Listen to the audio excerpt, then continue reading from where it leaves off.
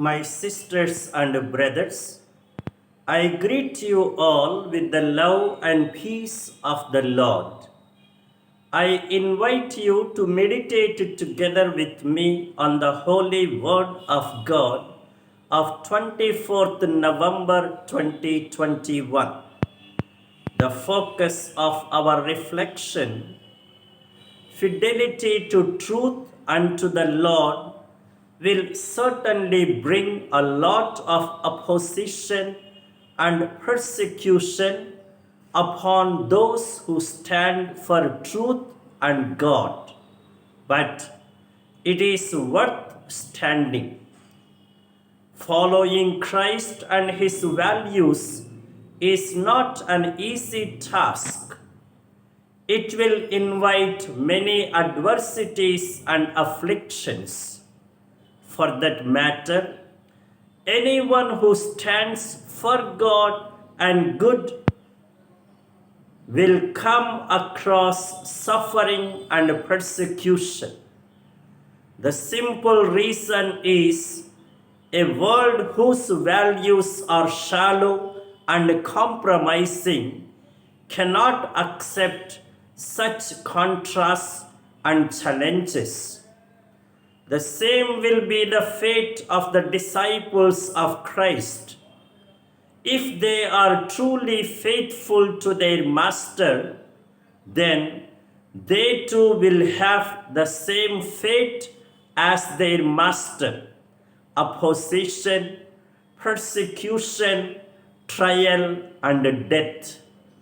In the Gospel, Jesus predicts what would befall his disciples because of their fidelity. They will be unjustly opposed, arrested, put to trial, and persecuted. They will be betrayed even by their own family and even put to death. People of the world turn and rise against the people of God. A sample of this we see in the first reading.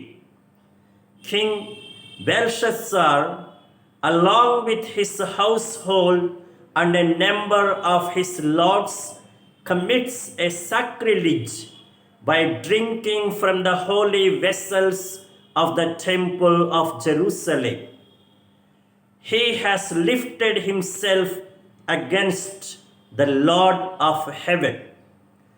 They have praised the gods of silver and gold, while they do not honor the true God, in whose hand is all breath and all our ways. Similarly, there are many who divinize the merely earthly and the worldly. They desecrate and profane the sacred. They do not honor and adhere to the true God, but pose themselves against him. Naturally, these cause trouble for the true followers. In such times, what must the followers do? Do not be disturbed or waver in your minds, but trust and confide in God's minute care, because not a hair of our head will perish. Besides, he will supply the wisdom to confront and defeat the enemy. Endure to the end.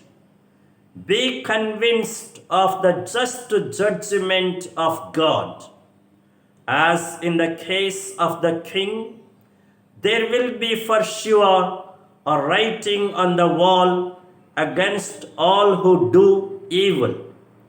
The same words of judgment, mene, mene, tekel, and parsi, will apply to every evil-minded. God numbers the days of every evil kingdom and brings it to an end. Evil people are weighed in the balances and found wanting. Their kingdom, that is, all that they possess and hold dear, will be dispersed. And now, the direction and the directive for our life: the times of suffering and persecution are not fighting a losing battle.